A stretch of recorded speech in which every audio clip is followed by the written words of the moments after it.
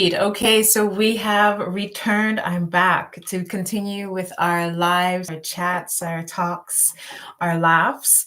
And I want to continue on with this little mini series that I've been preparing and presenting to you all. I'm having a good time. Let me know in the comments if you've been following along, if you appreciate this. So, for those of you who are just joining, my name is Odessa. I am a doctor of natural wellness. I am a singer, multidimensional artist, multidisciplinary artist, and I have been in the process of introducing my music back into my wellness work. And I'm actually releasing a single next week, and I've been using my lives to break down the meaning of the lyrics because I find that they actually move with the cycles of healing emotional wounds, healing emotional traumas, and looking at the greater cycles that everyone goes through in life. And I find that it really works hand in hand.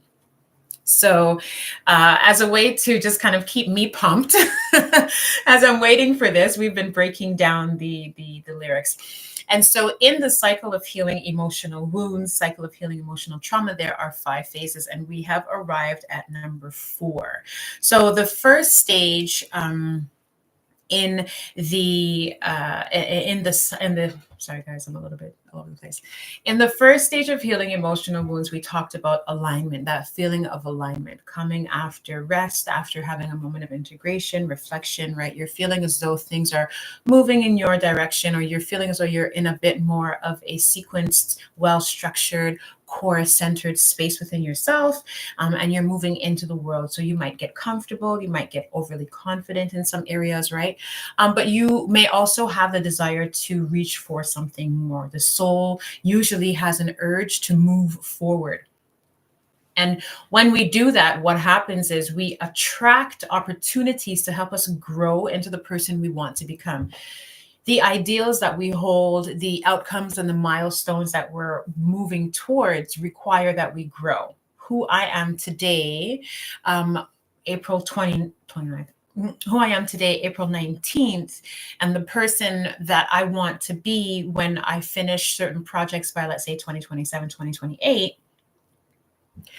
many things about me would have changed to get there, right? So this crisis comes in. And so our first verse was, I've never had to stand on my 2 feet before. I'd rather be shown the way. Right. And so this is just looking at that point of being in alignment, but getting too comfortable. Then I've never had to put my comfort on ice before. It's always been my own way. Right. You're just used to having what you want, but crises means change. We tend to think that when we fall off out of alignment, that's it, we're off the pedestal. You can go back and watch the other videos, just doing a quick recap for you. But it's about understanding or understanding that alignment is a grander concept that isn't so literal, and doesn't necessarily throw you into the pits with just 1 or 2 challenges, right? Like you recognize the grander things that are happening at the same time. So when crises comes, it creates discomfort, and we don't like discomfort, so we usually try to avoid it and keep things comfortable. But if you're looking for a more deeper, authentic experience and you're working towards the goals that you want, it's really not about getting to the outcome, but the quality of the journey that determines the quality of the outcome, right? So after you're going into the challenge, into the obstacle, we're facing this crisis now, there's a reevaluation of life, reevaluation of the circumstance, right? A lesson learned is a wisdom stripe that's manifested in your eyes. Now, all of a sudden, there are accountability checks that have to be made, points and balances, right? We've got to be doing this, checks and balances. So you are understanding that you've entered into a circumstance, the situation is changing, and now there's accountability. Who is accountable for what? What level of accountability and responsibility is the I prepared to take on, right? Because it always comes back to the I, not specifically what others have done to you, because they are experiencing their own I experience, right? All these like run on sentence words, guys. Okay. They are experiencing, they're having their own experience of this, right? But it's a question of accountability. When you can see it from I am the one who is influencing the external world around me, right? I was comfortable. I am comfortable. I wish to grow. And this discomfort is creating pathways for me to explore my potential, right? We arrive at revelation. Okay, this is our fourth concept, revelation. And this is the verse here is, let the stories be told and the truth be told, that death brings forth new life. And here we're looking at the inevitability, right? The inevitability, the karma of your choices, the consequences of your choices, right? Death is the ending of something. It doesn't necessarily mean the actual ending of a life. Oftentimes that's what we will associate it with. It can usually mean the ending of something, ending of a job, ending of a relationship, ending of a way of thinking, ending of a diet, ending of, ending of something, right? And so this means change, right? It means new life. Death brings forth brand new life. We are always being reborn. I like to tell people, like, every time you close your eyes, and you open, there's a reflection that was made. There's an experience that you had. Give thanks for that, love. And so how are you able to sit with that? Right? Because that moment of silence of like, okay, all these things have happened, and there's this accountability in our reevaluation. There's this accountability that I need to go through, and my level of authenticity will determine, right, how much I am accountable for. And based on that accountability, right, what I can see that I've done, what I am prepared to change, adjust, what I am prepared to grow through, grow from, grow beyond, right? This is going to determine the quality of how I engage with this, right? As I step into this revelation phase of, okay, well, this is what my circumstance is going to be now. It makes a huge difference, because that discomfort that you felt in the beginning creates space and potential for you in the here now. Once you've gone through it, once you've seen it, once you've allowed your power struggle, your ego struggle, your, dark night of the soul to run its course, right? There's a level of freedom, there's a level of regulation in your system, in your nervous system. There's something that begins to happen within the self, right? But it's really about recognizing that you're going to reap the consequences of the decisions that you've been making. You're going to create more karma, be it positive, be it negative. Karma isn't negative, karma isn't positive, it just is. Like, if you see somebody is in need of something and you have it, and you're purposefully choosing to ignore them, that's just the karma that you're accruing. It's a choice. You, do something to help someone consciously, you know what I mean? That's something that you're accruing. That's a positive karma that you're accruing. You went forward blindly and did something, and you have no idea that you created havoc and wreaked havoc somewhere else. That's still a karma that you are accruing. Your actions create reactions, and these reactions will eventually cycle their way back to you, right? And when we come to terms with this, as opposed to blaming, we like to point fingers and recognize, like, doesn't matter how many fingers you point at people. I mean, unless you're, sending vibes with your hands, right? You always have that self-reflection that comes back. And we can go deeper into this, like the things that you see on the outside of you, from the global scale to the micro, the macro to the micro, the things that are external to you that bother you the most are aspects of your shadow self that you have yet to address. This stuff goes so deep, right? So and the reason why I like to look at life like this, look at our challenges like this, is because it creates an opportunity for deeper healing. And deeper healing means your change is lasting. We're looking for lasting change here. That's the goal, okay? So so the reason why it's important for us to get on the ball right now, the reason why it's important for us to understand this, why is she talking about all this? She's going on and on and on and on. Will we ever get to an end? No, no, not in life, but we will get to the end of this video and we'll get to the point that I'm trying to make. So when we're looking for the solutions now, right now, instead of waiting, right? Because I know I myself am the queen of procrastination. I can do things tomorrow till kingdom come, right? It doesn't help you in the long run. And I've been doing the work to get over that, to move beyond that and start now, do things now, right? Like you see that needs to be done, do it now. Because what happens is you in general, we're seeing things shift around us. Okay. You're seeing things move a little bit faster. I don't know if you have, but I have. Right. The days seem to be longer. We just started the month of April. It feels like we're in the middle, close to the end. We're past the halfway point. You know what I mean? Like taxes. Let's get it done if you didn't do it, you know? And so it feels like you can't keep up. That's what some people have been saying. It feels as though you can't keep up and you're not able to keep up with the times, with the changes, and you're missing the cues. Energy is changing. Energy is speeding up. And we as beings, we are actually speeding up. So some people are going through ascension symptoms, right? Headaches, nosebleeds, joint aches, weird symptoms and illnesses, and then all of a sudden you're fine. These can be considered as ascension symptoms, right? Where your body is physically going through the upgrade that your physical, emotional, mental, and spiritual, other aspects of the being are experiencing. In the physical body, it can show up as symptoms, illnesses, ailments, all of that, right? And so if you are paying attention to what's happening around you right now, a lot of people who I'm coming into contact with are saying that they feel as though they can't keep up with the times. They're missing the cues because you're not getting serious with what has to happen now. Someone came to me the other day with a dream, and I listened to the dream and I went, oh. And they're like, what do you think? And I was like, well, what do you think? You know, and really and truly, the dream was like, get some fire under your behind. You know, like and that person needed to come to the revelation themselves, which I think that they did.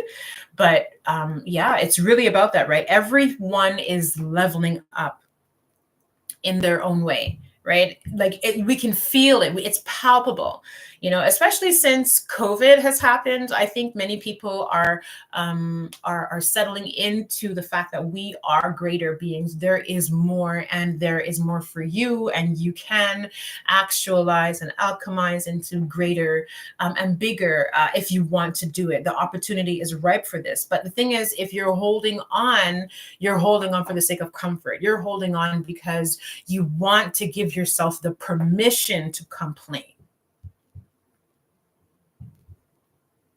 Oftentimes, the reason why we're choosing to stay complacent and comfortable where we are is because we like the opportunity that we have to complain about other people doing things, to complain about why we're making fun of other people. You know what I mean? Like just sitting there shooting the breeze, talking shit about people, excuse my language. You know what I mean? You're comfortable with, you know, your small shoes. You're comfortable with your clothes that don't fit well. You're comfortable with your home that you think you can probably clean out and rearrange. You're comfortable with the job that doesn't appreciate you, but you give so much more than what's required. You're comfortable eating the same foods, and you're comfortable feeling the indigestion and the pain. You're comfortable doing all of these things, and you're comfortable keeping these things beside you. It's like it has a space on the bed. You invite the pain in with you. You know, you invite it on your way to work. You invite it into the conversations that you have with your people. Your comfort is really creating a lot of problems for you. Right. And what we need to understand is that anything that is dying needs to be let go. So if you find that you're sitting in that comfort, you're sitting in that inability to move forward, it's difficult to shake things, you need to start asking yourself the real questions. Remember, we're in a space of revelation here. We went through alignment and crises. We looked at reevaluating, and we're in the space of revelations. What needs to be let go of, because now the karma and the consequences of the choices you made while you were reevaluating are coming into fruition here now, right? So how are you going to step away from the cycle? We're coming to the end of the cycle. What is the quality of the experience that you are going to bring as you move beyond your milestone, beyond your outcome? Because once again, we have these goals that we like to post up, we pin them up against the wall. But the truth is, as soon as we see the goal and we passed it, we're moving on to the next goal that we have in our mind, right? So how are these things affecting you? So once you've reached that space of revelation, now we need to start letting go. Il faut couper, hein? So what's dying? Like, think of it. When your hair, for those of you who grow your hair naturally or just grow your hair out, period, you have to cut your ends. If not, what happens? The ends around the other ends, they begin to catch on and snag and break off. So everybody's breaking off, right? And then you have things like fruit. You ever put fruit inside of your basket and you have, that one orange or that one apple that starts to turn bad, and then it's touching the other one, and then, by osmosis, hey, I've changed you, right? And so it's like you've got two in the bunch that are bad, and then if you didn't catch it, or you didn't, clean out the bowl properly, or you're not paying attention to your fruit, the whole bowl of fruit, the whole bag can go bad. Right? Same thing with food. You got fur growing on it, all kind of stuff, but you're sitting there chilling because you're afraid to let it go. Well, and this is like the metaphorical aspect now of what has to be let go of. What decision have you made, right? Where are you ready to move on to that no longer requires what you were carrying or harboring or living with or projecting, okay? So let's not try to compartmentalize, because by compartmentalizing, here is where the instability has a chance to creep itself back in. We're we're doing the work to extrapolate and excavate things in our life that are stopping us from growing, from moving forward, from blossoming, from becoming. And by nature of holding on to things, because, I've always had this with me. Remember what I was saying? You're making space for you to complain. By not changing, you're able to say, well, I can never do this. These people are doing it. Okay. And so anything you're not changing, you're choosing. And this is important. Okay.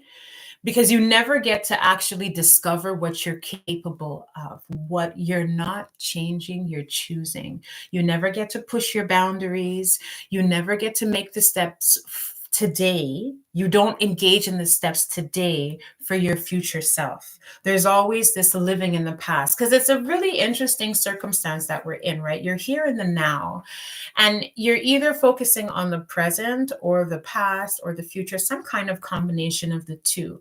And some would argue that, it's very easy for us to live in the past, and that kind of carries a certain level of anxiety, right? Like a repetition of thought process. Remember, I said earlier on, we repeat about 60 to 70,000 thoughts. 60% of 60% of 70,000 thoughts. That's what we repeat every day.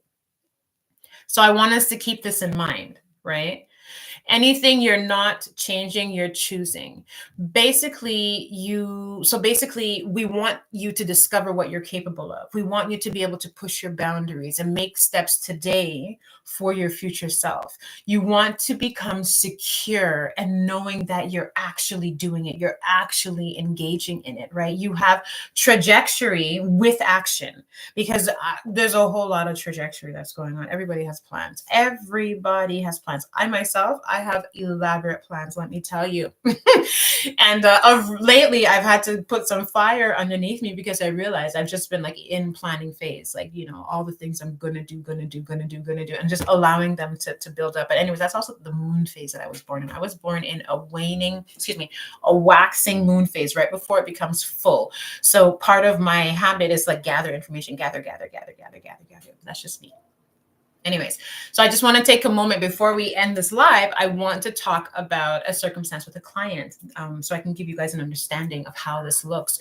So my client came to me, Shireen, and she wanted to talk about change. She was talking about change with her food, her relationship to food, her diet, her weight, right? As well as how she was developing relationship, her family's relationship to food. She has young children and she's married. So we worked together on this. Shireen joined the